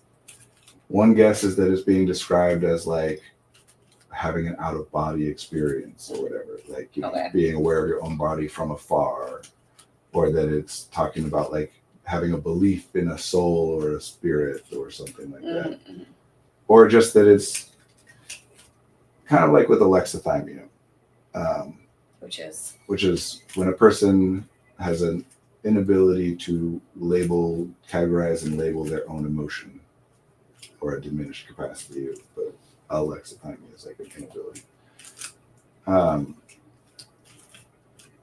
If a person says like, I have never felt anger, What that means is that they've never had an experience that they assigned the word anger to as a defining Sure. label. Does it mean that they've never, like, if somebody else who used the language in the way that had that exact same set of experience would say, like, oh no, this is anger, right? Because like a person who might say, I don't ever feel anger. If you ask questions, will say, like, there are times where, like, I really don't like what's happening, and I'm thinking a lot about, like, how somebody else did something bad, and my face gets flushed and, like, my fists clench. And we're like, yeah, that's anger. And they're like, no, but that's not anger. Like, it's a language thing. Anyway, we all know that our bodies do stuff that we don't know about because we all sleep, if nothing else. There's way more examples of that at any given moment. Your body's doing so much that you don't consciously know about. But the most obvious one is that, like, you cease to exist for some portion of the day. You, the, like, conscious, aware you. That's what it means to be unconscious. Uh-oh. Now I'm thinking, Brandon, Yeah. about how you've talked about how, like, do you actually dream, or is it just you, like, thinking of memory or, like, remembering, or... I've pointed out that the only way that we know that there's a dream is that we remember having dreamt once we are awake. And what I'm thinking about is, like, people's brains getting scanned when they're sleeping and how there is activity in the brain. There's electrical activity in the brain. I guess it doesn't mean there's a dream, but I don't. Well, that's really just the question of what you mean by a dream. I don't know. So breathing requires electrical activity in the nervous system, including the brain, right? Like heart beating required. The regulation of the temperature control system and the immune system, like all of these things, for your lungs to expand requires that there be electrical signal. This is why if we take the brain out of a body, I guess I've never thought about what the difference would be in the brain with a dream electrical activity. I don't know. We don't know. And just generally, here's what we can say. The electrical activity in your brain is not your thought. Okay. Because we can see it, right? We can see the electrical activity in the brain with the right equipment. Is that the same as seeing the thought? Do we know what the thought is? The thing you are experiencing? No, but younger Olivia thought so. Oh, most people still do, unless we point it out like this. Again, my whole job generally is to call people's attention to things that they didn't think was worth paying attention to. Mm-hmm. So, like, my thoughts are in my brain, and my brain's all messed up, and then I point all this stuff out. It's like, oh my God, like what? Because it's a very convenient explanation for everything. How do you point out that people's thoughts are not there? I don't know. Like I just did. We can see the electrical activity in your brain. Okay. We can't see your thoughts. The electrical activity in your brain and what your thoughts are presumably are correlated in some way, we think. I mean, we can't even know that. Oh my God. But presumably, you know, the electrical activity in the brain is a map of, or like creates or contributes or corresponds to the thoughts. But it's not, if you sing the ABCs in your head, I can't actually observe, there's no sound in your brain that's happening there. Right? I'm hyperventilating on the inside right now. Isn't that a funny thought? It's such a funny thought. It's so funny. The way we use language is just hilarious. But I'm imagining myself hyperventilating. And so I guess that's what I mean. Of like, I know, but you could imagine yourself just like calmly learning. Yeah. Right? It's imagination. You could be like, I am taking this all in and I'm enjoying it. And it's a great idea, Brendan. Well, and this is where people get confused about like thinking, well, just choose to be happy. You control your response. And that's not exactly the case, but it's also not exactly not the case. I'm learning. We can, if we think differently, we then experience, we feel and think and behave differently if we think differently. That's not unlimited and it's not free. And that's the key with this, trying to get people to understand the reality of like, sometimes it's worth doing things you don't want to do. That's what my mom told me when I was a kid and had a bad dream. Oh, it's just that like it's in your mind and you can just choose to think differently. It's true, including that people will. Just imagine you're having a good dream. I mean, that doesn't work all the time. Just like saying choose to be happy doesn't work all the time, but it does work sometimes. It can work. So it's worth trying. You know, that's interesting because I think about a reoccurring nightmare I had, that whole Bloody Mary tale. And she would always pop up in my dream. And every time I would wake up from that dream, I'd land on the floor. Like I'd be on the ground because I must have like rolled off my bed. And I remember in my dream about that, I was like, that night, I was like, if I have that dream, I'm going to tell her no. Like, I'm going to make sure that like I don't fall off my bed. And then I did. And I stayed on my bed. And so there was like some control I had over it. Influence. That's why I think it's useful. Instead of control, you don't Sure. control your emotions, but you do influence them. Sure. You don't control your actions, but you do influence them. Because that's the core problem here culturally, is that people think that cognition is free, Mm-hmm. that thoughts are magical things that don't require resources or use them up, that you have total control over. You make your thoughts be what you want them to be, as though thoughts don't just pop. How do you create a thought? Like, I just make myself think, be happy right now. How do you make yourself think that? I just choose to think. Well, how do you think the thought of like, I'm going to choose it? The thoughts are created in some way we don't know, Right. but that we're going to call it influence, because in practical terms, like I can think a thing and it seems to me like I'm making myself think something, even though I can't actually.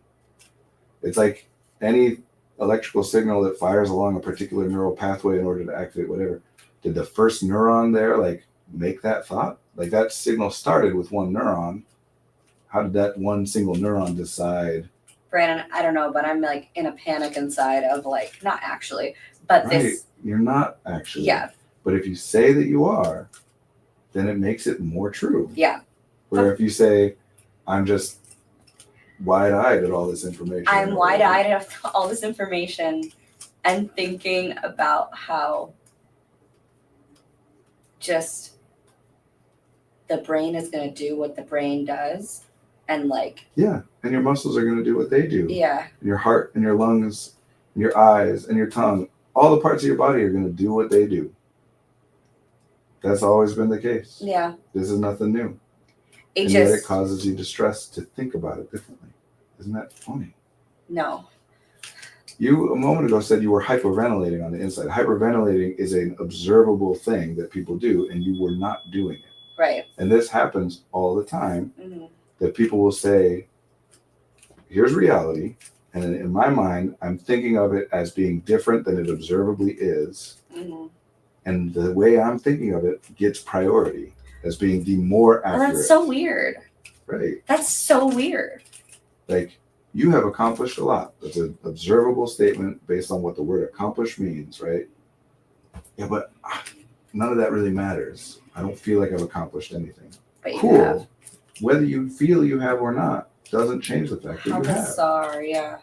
And because we think that cognition is free and unlimited, well, if I told you, like, okay, here is this big pile of dirt, and you got to move it from here to there, Mm-hmm. and your options are to, like, pick up a shovel and start moving it, and it's going to be hard and it's going to take a long time. You won't get it done anytime soon, whatever. Or if you just think about it in the right way, it'll move on its own. Then everybody's going to be like, oh, okay, I'll just try and think about it in the right way, because we think that that's free. Interesting. Yeah. We think that Yeah. thinking costs us nothing. Yeah. So that's what a lot of this executive dysfunction stuff is. There's other things too, right? Like I said, there's the cost and value. There are like meaningful knowledge and skill gaps and access to resources, lots of stuff. But a lot of it is people just thinking like, if I can think about this in the right way, it'll magically be done. Weird. If I get myself to want to do it, then I'll just automatically do it. Like I can somehow get myself to enjoy doing it. I can somehow make it desirable. I can take something which is volition and make it desire, and thereby make it impulse. But no, sometimes you just have to do stuff. Not have to. Sometimes it is worth doing stuff that you don't enjoy doing. And when people get stuck on like, no, but I should enjoy doing it. No, that's unnecessary. Mm-hmm. And there you're just taking on a completely different task, which is a bad problem.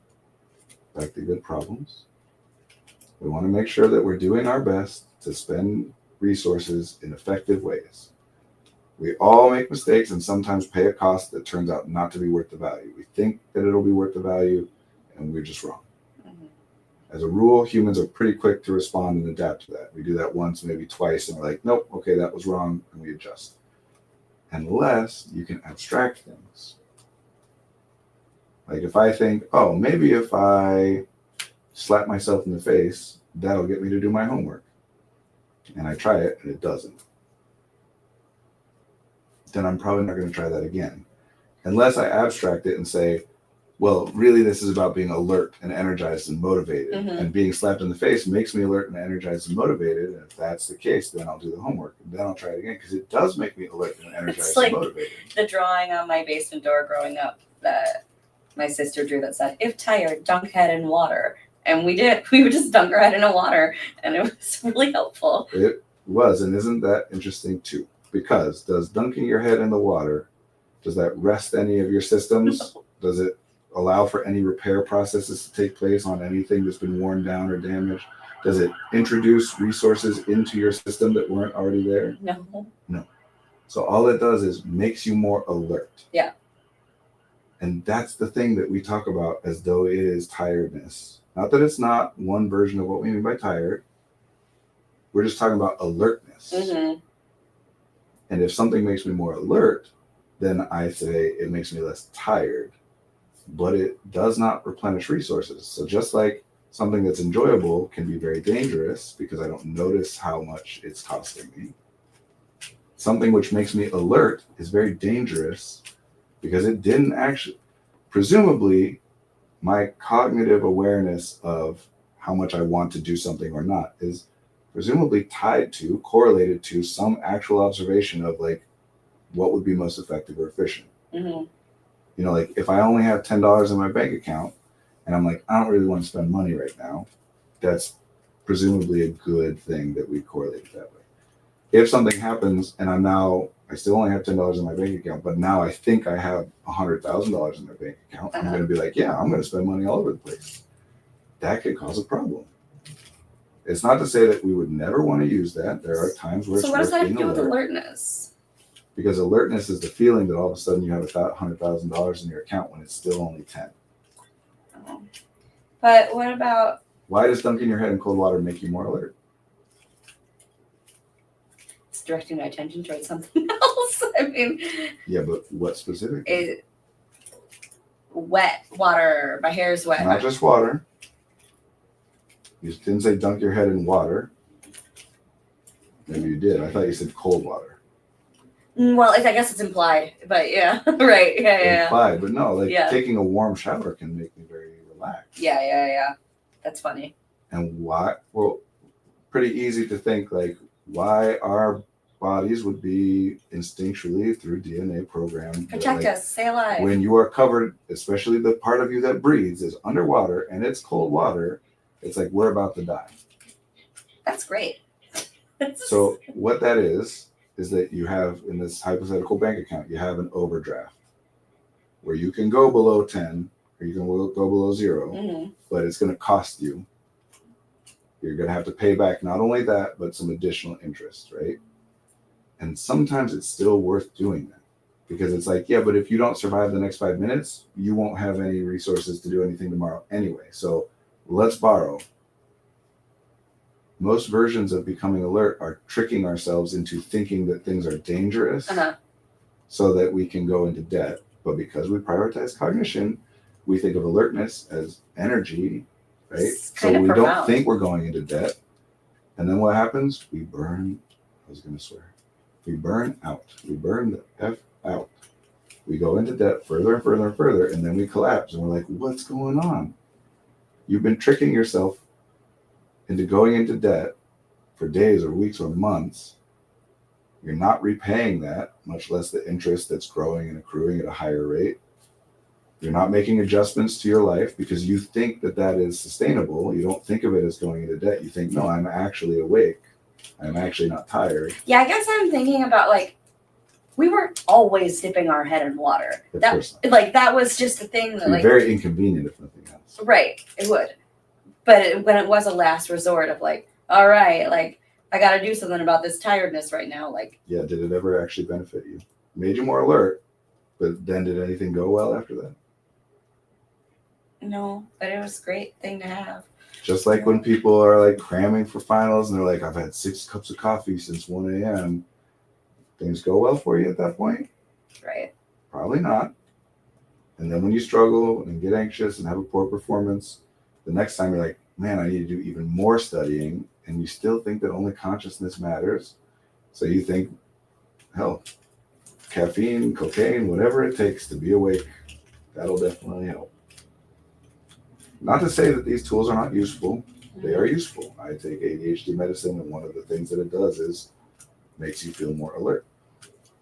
But like all of these things, they are dangerous if you don't understand what you're doing, right? Like a credit card is a useful thing, but if you treat it like it's just regular money, you're going to end up in a difficult situation later on. Mm-hmm.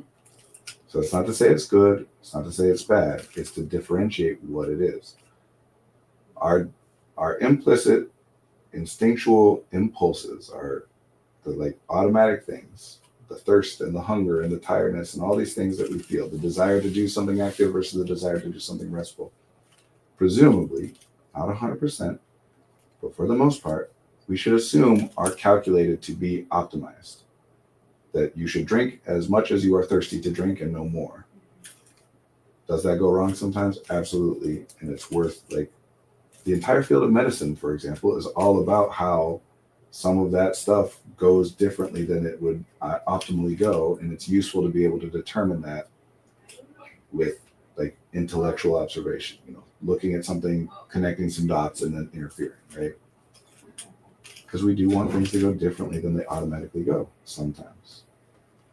But it's useful to know that overriding the impulse is the thing that takes energy, not allowing the impulse. Fascinating. It So, shouldn't be that fascinating, but it is though, right? it is. Because we've been taught the opposite. Yeah. That what we've been taught is you will be optimally happy and successful as long as you don't interfere. That if you are less than optimally happy and successful, something is wrong. You're doing something wrong, you're misunderstanding something, there's something you don't know, something you lack. When did that start, you think? I don't know. But certainly like what we are experiencing is a version that has been intensifying for a long time. Yeah. Honestly, when did it start? Probably with the beginning of human cognition. Like, because that's the point of cognition, right? Is to override impulse. There would be no point of it otherwise. When did cognition start? Well, what's really fascinating? Look, I'll say it in the way first that everybody's like, that seems weird. Okay. Right? But if you believe in evolution, whatever. Okay. Everybody believes in evolution. If you believe in the version of evolution that is like scientifically the consensus of what has happened. At some point, a thing which was not human gave birth to a thing that was human. That's weird, right? So let's take it out of evolution and let's say instead, at some point, a thing which did not have conscious thought gave birth to a thing that had conscious thought. At some point, there was a thing that had conscious thought and it was the only one. That sounds spooky. Right. This is where the theories get interesting and weird. And all that stuff sounds so weird, but here's a fun thing. Newborn babies, at some point, like a developing fetus, does not have conscious thought. Whatever you believe about when life begins, you can't argue that there's conscious thought when there's 2 cells, right? So at some point, a thing which does not have conscious thought becomes a thing which does have conscious thought. Vice versa, at some point, a thing which has conscious thought becomes a thing that doesn't. We call that death. Mm-hmm. Or at least it's one of the things that we entail with death. Do you know that the brain, the end of brain activity being considered death is a new thing? It used to be when the heart stopped. Now it's when the brain activity stops. Not that becomes relevant in most cases, right? But like, if it is. Kind of spooky. This is all spooky, which is why people generally don't think about it. Because by definition, what we're doing is we're exploring things that are on the edge of our ability to comprehend because we're trying to comprehend our own ability to comprehend. By definition, that's going to run up against limits. And it's not new. People have been doing it all along. Paradoxes are this. This statement is a lie. It's a statement that can't be parsed, right? Zen koans are this. Zen koan. Zen koans. questions that cannot be answered, but that it is worth considering anyway. So this takes us back to good problems. We're going to wrap up soon. We're trying to do our best to determine what is the most worthwhile way to spend our resources at any given moment, including right now what we're talking about is what is worth thinking about. It takes resources to think what is worth spending that cost on. And we're doing our best to figure it out. And we are constantly getting it wrong and thinking about things that, like, later on we could say, well, turns out that wasn't worth thinking about. People talk about that all the time in therapy. Right? Like, I get so anxious about this thing and then it goes fine. I'm so nervous about this thing, but I know it's not real. I worry that they hate me, but I know they don't, right? It's just like, what's wrong? Why am I spending resources considering something that later on I'm like, oh, that was not a useful way to spend those resources? But a lot of that is about predicting the future, meaning if later on it had gone poorly, you would have said, like, that was a useful way for me to spend my resources. Or we can reframe some of this. Okay. If you are anxious about something and then it goes well, it is the safest assumption is that it went well, at least in part, because you were anxious about it.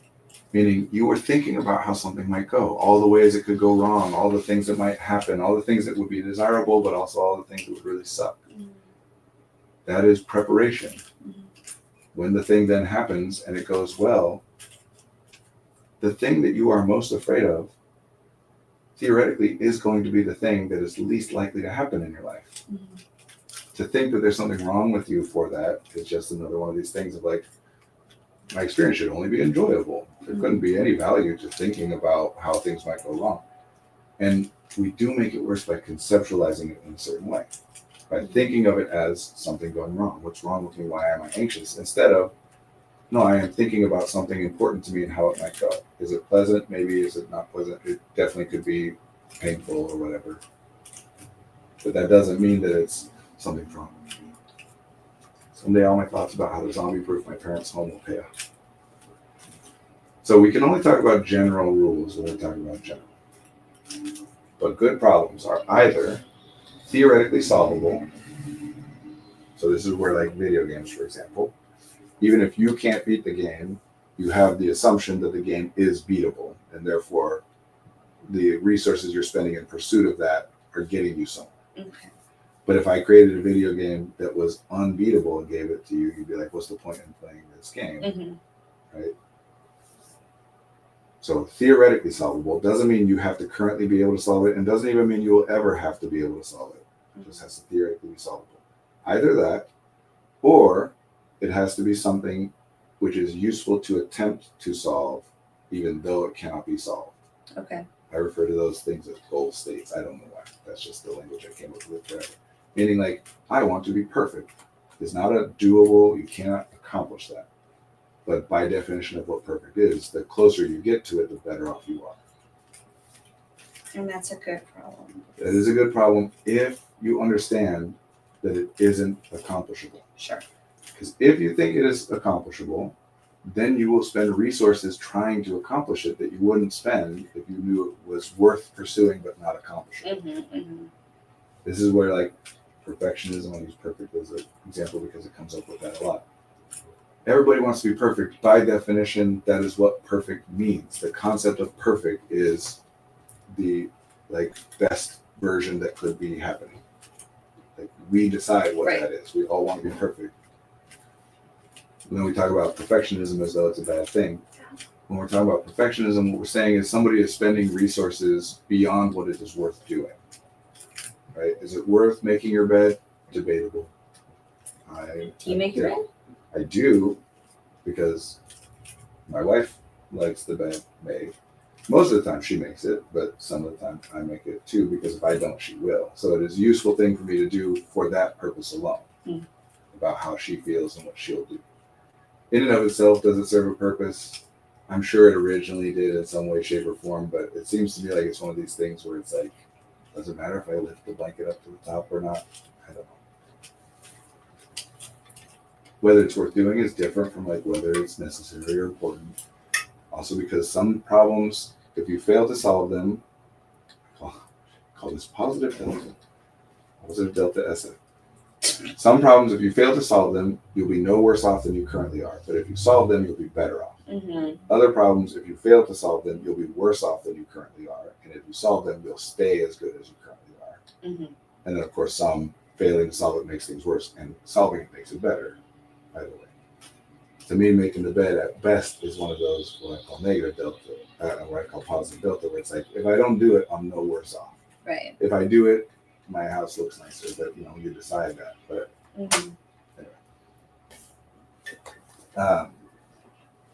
But that's, I don't remember why I started talking about it, but now it's leading to me to this, is like, if you set an intention to do it and then do it, then it's worth doing. Oh, I remember why. Because if we say your bed should always be made, that's obviously not possible if you're using the bed. Sometimes you're in it, right? Like, Okay. but getting closer to that is, making it right first thing when you wake up is better than making it 3 hours later or whatever. I saw a video of a guy who's like, I don't know if anybody else does this, but this is how I make my bed. I do it while I'm still in bed. And he like rolled his way through the covers and then back on, and then he put the pillows all organized, and then he got up and he's like, and now it's already made. And it was very interesting. So if you're feeling bad about failing to solve a problem, you're treating it as though it's negative delta. We can do this another time, but meaning you're treating it like it's a thing where things will be worse if you fail to do it. And most of we're talking about, most of the problems we're focused on, especially with executive functioning stuff, most of it is not that. Most of it is stuff that it'll be better if I do it and no worse than I currently am if I don't. Yeah. Sometimes there are deadlines involved, which means there's a point at which it now becomes a negative delta, where if it's not done by X time, then things will be worse for me. But between now, if I do it now versus tomorrow, as long as it's before the deadline, it's only better if I do it, not worse if I don't. Turns it into two different things. Anyway, the metaphor there was, if you think your bed should be made perfectly all the time, the one that you sleep in, if you think that's possible, you're going to feel bad about sleeping in it. Because you're going to be like, my bed's not made right now. God, right? If you understand that these things are goal states that you're aiming for, getting closer to them is worth it. This is like what a Zen koan is. You can't answer the question, but it just shows that the consideration of something which isn't achievable can be useful. You don't have to define everything as something that's in your control or out of your control, that you succeed or that you fail. And there are other elements of what a good problem is, but we got to wrap up. We can talk about it. But that's where I would start, is it either has to be theoretically solvable, or you have to know that it isn't theoretically solvable. So one thing that automatically makes something a bad problem is if it is impossible to solve, but you think that it is possible to solve. And that's just that one element covers a lot of stuff. I just don't want to be sad anymore. Not possible. Right. But you're acting like it is, which means when you are sad, just like when you're sleeping in the bed, you're like, God, what's wrong with me? Getting closer to it's better. It's not possible to do it all the time. You gotta go. Yep. Good to be with you. You too. Good to be with you all. Bye, guys. See you next week.